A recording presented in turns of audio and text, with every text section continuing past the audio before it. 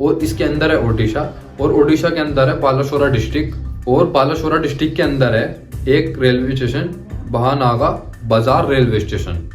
अब देखिए होता क्या है।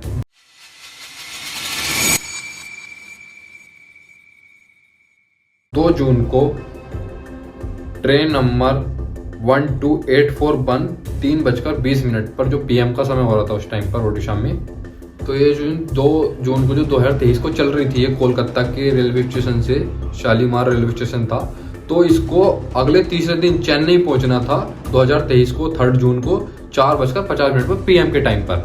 तो और देखिए वहीं दूसरी तरफ चेन्नई से चल के आती है ट्रेन नंबर जिसका नाम है 12864, जिसका नेम है हावड़ा एक्सप्रेस, जो कि बेंगलोर से चलती है नेक्स्ट डे 1 जून 2023 को 10:35 पर। बट ये ऑलरेडी बेंगलोर से निकल चुकी थी उस टाइम पर, और इसको 2 जून को 2023 को कोलकाता के हावड़ा जंक्शन पे पहुंचना था। तो जो ये हावड़ा चेन्नई से चल के हावड़ा जाने वाली थी कोलकाता पे हावड़ा एक्सप्रेस, इन दोनों ट्रेनों की स्पीड ऐसी थी कि ये भानागर बाजार रेलवे स्टेशन जो है कोलकाता का, वहाँ ये मिलती नहीं थी बिल्कुल भी।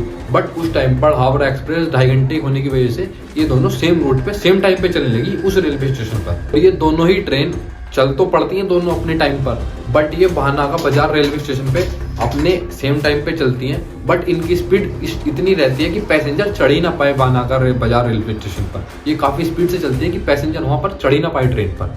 जो कि 2023 2 जून को 6:50 पर कोरमंडल एक्सप्रेस 128 किलोमीटर पर स्पीड से पहुंचती है इस स्टेशन पर। इस स्टेशन पर केवल 4 रेलवे ट्रैक थे, जिस पर 2 मेन लाइन थी और 2 लूप लाइन थी, और जो कोरमंडल एक्सप्रेस है वो अप लाइन पे ट्रायल कर रही थी। अब आप सोचोगे कि ये लूप लाइन और डाउन लाइन और अप लाइन क्या होता है। देखो, हर एक ट्रेन का एक अपना हेडक्वार्टर होता है, ये ट्रेन पर लिखा भी होता है। मान लो किसी ट्रेन का हेडक्वार्टर हावड़ा है और वो नई दिल्ली को जा रही है, तो वो डाउन ट्रेन हो जाएगी, और कोई ट्रेन नई दिल्ली से चल के हावड़ा आ रही है तो वो अप ट्रेन हो जाएगी। जब कोई ट्रेन अपने हेडक्वार्टर से जा रही होती है दूर तो वो डाउन ट्रेन हो जाती है, और जब वो वापस आ रही होती है तो वो अप ट्रेन हो जाती है। जिन ट्रेन का नंबर ऑड होता है वो अप ट्रेन होती है, और जिन ट्रेन का नंबर डाउन होता है वो डाउन ट्रेन होती है। इवन होता है जिनका नंबर वो डाउन ट्रेन होती है। कभी कभी ऐसा होता है, आपने देखा भी होगा सुना भी होगा कि एक ट्रैक पर ही 2 ट्रेन आ रही हैं आपस में आमने सामने, और दोनों सेम स्पीड पे आ रही हैं, तो उन ट्रेन के लिए रेलवे वालों ने एक लूप लाइन बना रखी है। ये कोई ट्रेन दोनों आपस में सामने से मेन लाइन पर आ रही है, तो जो मेन लाइन पर सेम ट्रेन आ रही है वो लूप लाइन पे हो जाएगी, और जो मेन लाइन पर आ रही थी वो सामने से निकल जाएगी, और उसके थोड़ी देर बाद ही लूप लाइन से ट्रेन मेन लाइन पर आ जाएगी। देखो, लूप लाइन की जो डिस्टेंस होती है वो 650 मीटर होती है, और इस एक लूप लाइन में फाउलिंग मार्क दिया होता है। तो जो फाउलिंग मार्क होता है जिस पे आकर ट्रेन रुकती है, तो सेम ही सिचुएशन हुई भानागा बाजार रेलवे स्टेशन पर, जिसपे केवल 4 ट्रैक थे, और जिसपे एक मेन ट्रैक था जिसपे वो ट्रेन आ रही थी 128 किलोमीटर पर आवर की स्पीड से। तो भानागा बाजार पे डाउन लाइन ट्रैक है, अप लाइन ट्रैक है, और लून लाइन अप ट्रैक है, लून लाइन डाउन ट्रैक है। तो लून लाइन जो अप डाउन ट्रैक है उन दोनों साइड में मालगाड़ी खड़ी थी, और अप लाइन ट्रैक पे सामने से भानागा रेलवे स्टेशन पे ट्रेन आ रही थी 128 किलोमीटर पर इसकी स्पीड से। तो ये जो अप लाइन है इस पे कोरमंडल एक्सप्रेस आती थी, और ये डाउन लाइन जो लूप लाइन है इस पे पहले से ही मालगाड़ी खड़ी थी, तो ये अप लाइन से लूप लाइन पे जाके शिफ्ट हो जाती है, और जहां पहले से ही मालगाड़ी खड़ी थी ये उससे जाके टकरा जाती है। ये मालगाड़ी से टकरा जाती है तो इसके जो डब्बे हैं वो उछल के दूसरी ट्रेन से टकरा जाते हैं, और उधर से जो हावड़ा एक्सप्रेस ट्रेन आ रही थी उस पे 5 डिब्बे जाके लग जाते हैं, जिससे केवल उसका भी एक्सीडेंट हो जाता है। 5 डब्बे थे, इनमें सबसे ज्यादा नुकसान हुआ न्यूयॉर्क के टाइम के हिसाब से। जो एक कोरमंडल एक्सप्रेस थी इसमें 12577 पैसेंजर थे, और हावड़ा एक्सप्रेस में 1039 पैसेंजर थे, और इस एक्सीडेंट की वजह से 288 पर्सन की जान चली गई, और 803 पर्सन अभी भी इंजर्ड हैं। और जो इस एक्सीडेंट के सर्वाइवर हैं उनका कहना है कि ट्रेन सैकड़ों माइग्रेंट लेबर्स और वीकली पैसेंजर से भरी पड़ी थी। जो कोरमंडल में पैसेंजर ट्रैवल कर रहे थे उनका कहना है कि कोच का डिब्बा 90 मीटर तक ऊपर उछल गया है। ये एक्सीडेंट शाम के 7 बजे हुआ था। वहाँ पे सब लोग पहुंच जाते हैं, मेडिसिन ट्रेन पहुंच जाती है, मेडिकल ट्रीटमेंट होने लगते हैं, और सबसे ज़्यादा फायदा वहाँ के लोकल लोगों ने किया। वहाँ जाके वो सबको हटाने लगते हैं, एक तरीके से सर्वाइवर वाला काम करने लगते हैं। वो 1200 लोगों को अलग अलग लेके हॉस्पिटल में ले जाया गया, और वहाँ उनका ट्रीटमेंट किया, और होप से लोगों ने, काफ़ी सारे लोगों ने तो ब्लड भी डोनेट किया। तो उस एक रात में 500 यूनिट का ब्लड कलेक्ट करा गया। आप सोच रहे हो कितना तगड़ा एक्सीडेंट हुआ था ओडिशा में उस टाइम पर। अब सारी बात इस चीज पे आकर टकती है, ये इतना बड़ा एक्सीडेंट हुआ कैसे और कोरमंडल एक्सप्रेस लूप लाइन पे आकर रुकी कैसे। ये बिल्कुल नहीं पता था कि जो कोरमंडल एक्सप्रेस है वो मेन लाइन से लूप लाइन पे जाके शिफ्ट हो जाएगी, और जो उसके लोको पायलट है उन्हें ध्यान नहीं था इस चीज का। जो वहाँ का लोकल पायलट था वो बिल्कुल सेफ है। लोको पायलट से बात की, उसने सिंपल ये कहा कि मुझे मेन लाइन से लूप लाइन पे शिफ्ट होने के लिए ग्रीन सिग्नल दिया गया। अब मैं इस ग्रीन सिग्नल की बात क्यों कर रहा हूँ मैं आपको ये अभी बताता हूँ। जो रेलवे का इलेक्ट्रॉनिक सिस्टम है उन्होंने भी ये कंफर्म किया कि ट्रेन को ग्रीन सिग्नल मिला था, और उसके 2 दिन बाद ही जो वहाँ पे सर्वाइवर थे, रेलवे सिचुएशन थी, जो ये संदीप माथुर हैं, ये वहाँ के सिग्नल एरर के हैं, उन्होंने ये सिंपल सा रीजन बताया कि ये सिग्नल एरर की वजह से हो सकता है, और ये केवल सिग्नल एरर की वजह से ही हुआ था। उस हादसे के 2 दिन बाद ही 2 ऑफिसर की ऑडियो लीक थी, उसमें भी ये बात कही कि ये सिग्नल एरर की वजह से हुआ था। जो हमारे अश्विनी वैष्णवी जी हैं उन्होंने भी 2023 में ये कहा कि ये सिग्नल ही एरर की वजह से ही हुआ है। देखो ये सिग्नल एररिंग वेरिएशन और ये ट्रेन शिफ्ट कैसे होती है, सिग्नल कैसे पकड़ती है, इसके लिए हमें समझना होगा इंटरलॉकिंग सिस्टम क्या होता है। पहले उससे पहले हमें ये समझना होगा कि पूरे स्टेशन का रेल ट्रैक वो कैसे कंट्रोल होता है। देखिए हर स्टेशन पे मल्टीपल ट्रैक होते हैं, जैसे कि कोई ट्रेन वहां से चल के आ रही है, कोई ट्रेन कौन सी स्टेट से चल के आ रही है, किसी को वहां से रुकना होता है, किसी को जाना ही होता है एकदम से।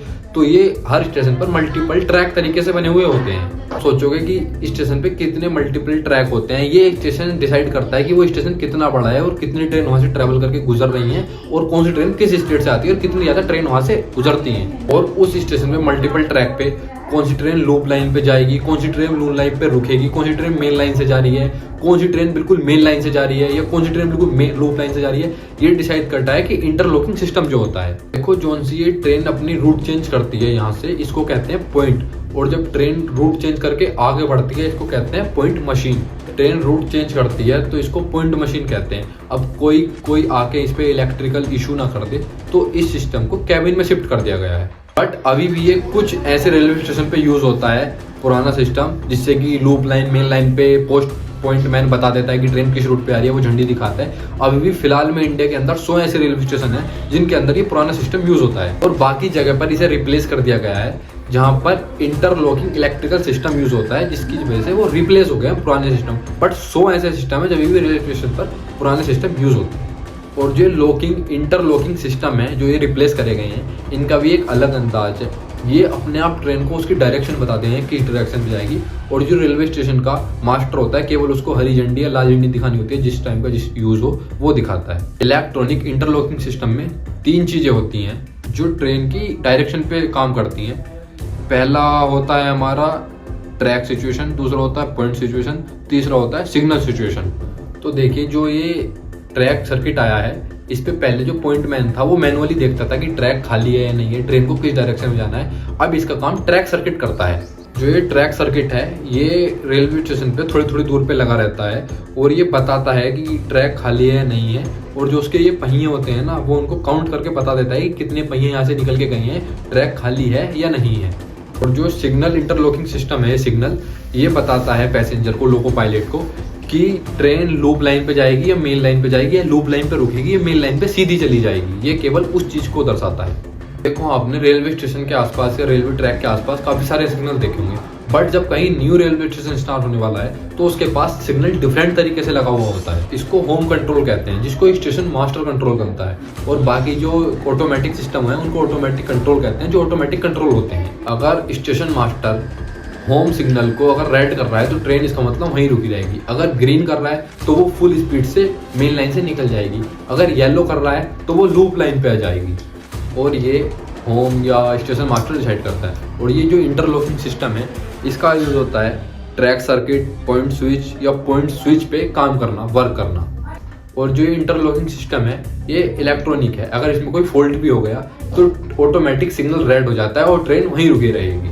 और जो मैंने आपको बताया है ये पूरा इलेक्ट्रॉनिक इंटरलॉकिंग सिस्टम होता है, जिसको हावड़ा जब ट्रेन जा रही थी वो, तो उस पर control side, section officer, railway station और survivor, signal man, signal control officers, signal controls heads, station master, ये सब उसको कंट्रोल करते हैं। ये काफ़ी बड़ा सिस्टम होता है इलेक्ट्रिकल, जिसपे मैं कुछ आदमी जाके, वर्कर्स जाके, हेड्स जाके उसे कंट्रोल कर देते हैं, सेट कर देते हैं। जो ट्रेन का रूट, डायरेक्शन, रुकनी है, मेन लाइन पे जानी है, अप लाइन पे जानी है, डाउन लाइन पे जानी है, वो ऑटोमेटिक सेट होता रहता है फिर उस कंट्रोल के थ्रू। बट वो सारा इलेक्ट्रॉनिक होता है, उसमें कोई लोको पायलट की वो नहीं होती।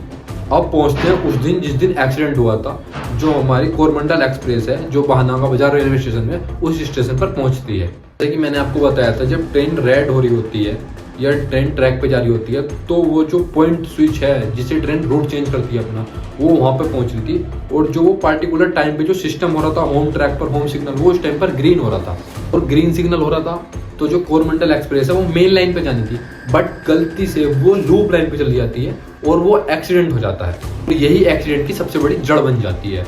और जो वहाँ का वो इलेक्ट्रॉनिक सिस्टम था इंटरलॉकिंग, वो अगर ग्रीन लाइट दिखा रहा है तो इसका मतलब यह है कि उस ट्रेन को मेन लाइन से जाना है। सिग्नल तो सही था, ट्रेन लूप लाइन में क्यों चली गई? ऐसा जब ही होता है जब इलेक्ट्रॉनिक इंटरलॉकिंग सिस्टम में कोई फॉल्ट हो।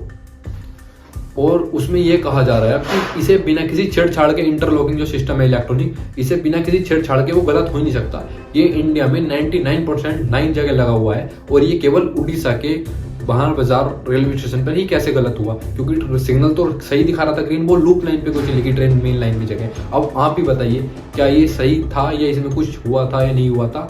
आप अपना ओपिनियन कमेंट में बताएं और देखते हैं वीडियो वन मैन गैलेक्सी। कैसी लगी वीडियो सब कमेंट में बताएं।